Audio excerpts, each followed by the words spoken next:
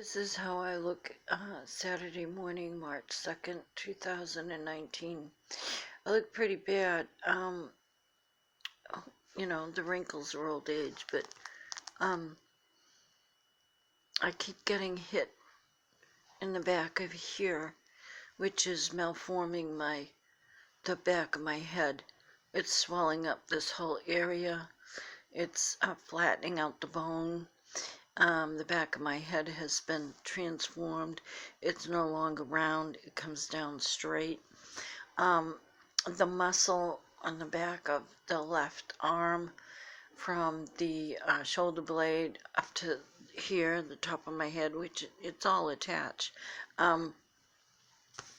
has been hit with a pulse. And when it's hit with a pulse, it's like the frog's leg with the in the high school when they take the dead frog's leg and they hit it with a little electrode and hit it with electricity. The frog's legs jump. Well, that's what these pulses do to your live muscles. They make them contract, and sometimes extremely severely, like now. And what I was told is that they're going to continue to do this.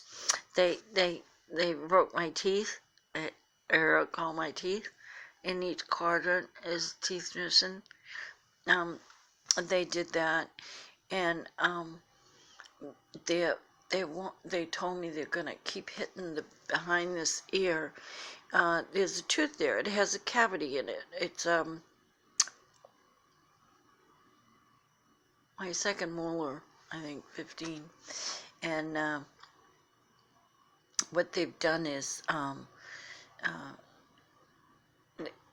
they caused a cavity, and then they pulsed the back of my neck and hit that area, this whole area here, and cause it to swell up. And the way that they can naturally get over that is to blame it on the cavity, which it's not. So they continue to hit the flesh, the soft flesh, and swell it up, cause intense pain, hit me behind the neck here, cause that muscle to contract and keep pulling my head over this way. I'll be sitting down knitting and they'll be hitting me. You can't get away from them. So if I move my chair, they follow me. And they keep hitting that muscle, and after a while, I'll be looking at whatever I'm doing like this because they've pulled it to that side. And then you realize it and you like flip your head back. And this is how they're training your body to have a jerk like this. So what I do is I bought a collar. I wear this collar because it gives me some relief and some protection. Very, very little, because they go through anything. And it does give me some height on my neck, and it does help. And also it stabilizes my head so that it can't be easily turned, and that's another problem with it. So I thought I would make this video. I know I look terrible, and I don't normally look like this, but the past 2 days have been hellacious, absolutely hellacious. I've been 104, day before yesterday, the pulsing started, and it went all the way up to, I think, 9, 10 o'clock, and didn't get any sleep, and continuously pulsed. I got pictures of the house behind me. It's an orange, believe it or not, it's an orange house, and the pulsing was from this house, and I got pictures of these large lights, and then sometimes out here in the front I got a picture of him too. This old guy, he's got this cart that you can sit in, this, he pushes to walk, make him walk easier, and he'll sit out there, and it's like a flashlight almost. It's got quite a large light on the end of it, and I can feel it. I can feel it in here hitting me and sweeping through my apartment. And the other thing that these people in the back do is they'll pulse the hell out of me, and they'll pulse it bad enough so that it hits my neighbors, pisses my neighbors off. They blame me for it. They hate me for it. And this is all part of the control and isolation part of the program.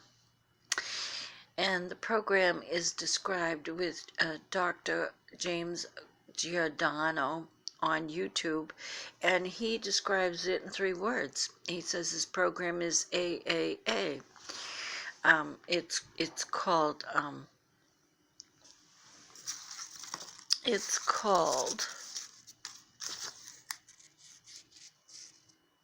let me see, where is it? It's assess, access, and affect the brain. You assess the brain, me or anybody else. You access the brain through these remote neural monitoring is what they're using, and then you what's the third one? You affect it, meaning you change the person's habits. That's exactly what it means. It's assess, access, affect the brain. Now you think about those 3 terms. That's scary fucking shit. You assess my brain. What do you assess about my brain? What assessing my brain tells you? 72-year-old woman who is a quasi-intellectual, I might say. You access my brain. You assess it. What are you assessing? What are the steps to assessing my brain? Then you can see me shaking, and that's because I'm being pulsed. You can't see it, but I can feel it, and it's making me quiver. The second one is to, let's see, assess, access. What does that mean? Access. You enter, right? You enter someone's brain. How fucking dare you without permission? How fucking dare you enter my brain without permission? V2K, remote neural monitoring, or any other way. How dare you? Shame on you. You're going against all my civil liberties. I never gave you permission. And then the third one is to affect the brain. So you go in there and you can change and you can affect anything that I'm thinking or have thought of, or the habits, physical habits that I have. So you can affect anything that I do at your will. Not my will, your will. What you think is right for me. So this is basically what this program is doing, and Dr. James Giordano, who works at Georgetown University, is the one who's talking about this program. And I recommend that all targets listen to his video, because even though he talks fast, listen to it several times, because he's got a lot of stuff in there. He talks about mind control, talks about he's talking to a group of military personnel. I think that this video is one of the most important things that we ever ran into, because it describes exactly what he's doing. He's a person of war. They want to take the soldiers and turn them into a hive mind, and that means that if I have, say I wear a certain helmet and everybody else has a certain helmet, and there's a guy back at control and he's got a certain say laptop, he can focus into each of the soldiers and they can communicate with him, they can communicate with each other. Say 20, that's considered a hive mind. From what I understand, up until this point, they found that if they have more than 7 individuals on one circuit, I don't know what that is. They go insane. I don't know. Not doing the research. Anyway, I gotta take this off after a while because it really bothers me. Show my jerky neck. So this is basically what's going on. I moved to Ipswich, and I have found out that when I was here a couple of weeks, the Peabody Electric Management car, a little black car with bright green, Irish green paint on it, Peabody Electric, drove by me, and I was like, what the heck is he doing here? This is the same guy that was asleep in the car outside the treatment plant after I recovered from my illness, and I went up to the store, the 7-Eleven, to get some milk, and on the way back I cut through behind the small white building that houses a lot of the components for the treatment plant, and so the car was parked there, kind of hidden, and I looked in and the window was open and the guy was asleep, so I woke him up and I asked him, what caused the fire at the treatment plant? It just happened.